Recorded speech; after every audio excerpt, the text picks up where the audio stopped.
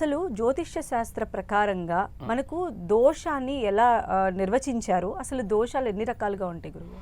ఇక్కడ జ్యోతిష్యం అనేది ముందు ముఖ్యం అందరూ తెలియాల్సింది ఏంటంటే భయపెట్టేదానికి కాదు. జ్యోతిష్యం అనేది మిమ్మల్ని జాగ్రత్త పరిచేదానికి, అంటే కాషన్ ఇవ్వటానికి మాత్రమే.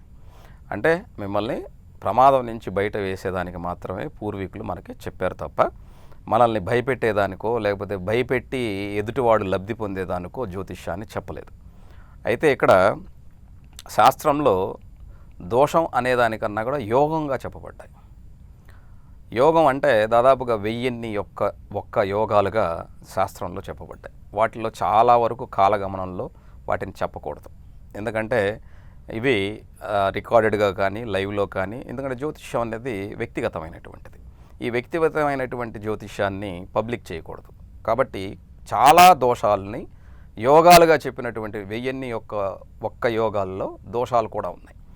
వాటిల్లో చాలా వరకు చెప్పకూడదు. ఎలా అంటే ఒక ఉదాహరణకి చెప్తాను మీ అందరికీ, ఇది తప్పుగా భావించొద్దు. జ్యోతిషం మళ్ళీ చెప్తున్నాను, మీ అందరికీ కూడా ప్రమాదాల నుంచి తప్పించేదానికే తప్ప మిమ్మల్ని బెదిరించేదానికి కాదు. ఇది ఒకటి గుర్తుపెట్టుకోండి. ఇక్కడ జాతకంలో ఒక యోగం ఉన్నది, జారపుత్ర యోగం అనేటువంటి ఒక యోగం ఉన్నది. ఇది చాలామందికి తెలియదు.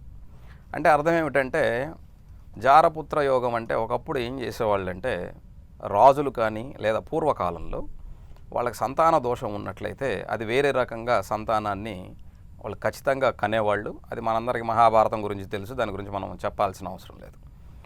కానీ ఈ కాలంలో దాని గురించి చెప్పకూడదు. ఎందుకంటే ఈ కాలంలో ఐవీఎఫ్లు వచ్చేసాయి. ఈ ఐవీఎఫ్ల ద్వారా చాలామందికి బిడ్డలు పుట్టే యోగం లేనటువంటి తల్లిదండ్రులకి ఫర్టిలిటీ సెంటర్స్లో బిడ్డలకి అంటున్నారు. దాన్ని జారపుత్ర యోగము అంటారు. అర్థమైంది కదా? ఇలాంటి యోగాలు కొన్ని మనం చెప్పకూడదు.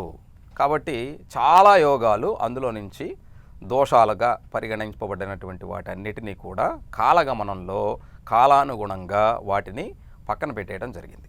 అంతే తప్ప ఉన్నటువంటి 1001 యోగాల్లో ముఖ్యమైనటువంటివి, జీవితంలో ఇబ్బందులు కలిగి అంటే చాలా ప్రమాదాలను ఇచ్చేటువంటి వాటిని మాత్రమే చెప్పడం జరిగింది.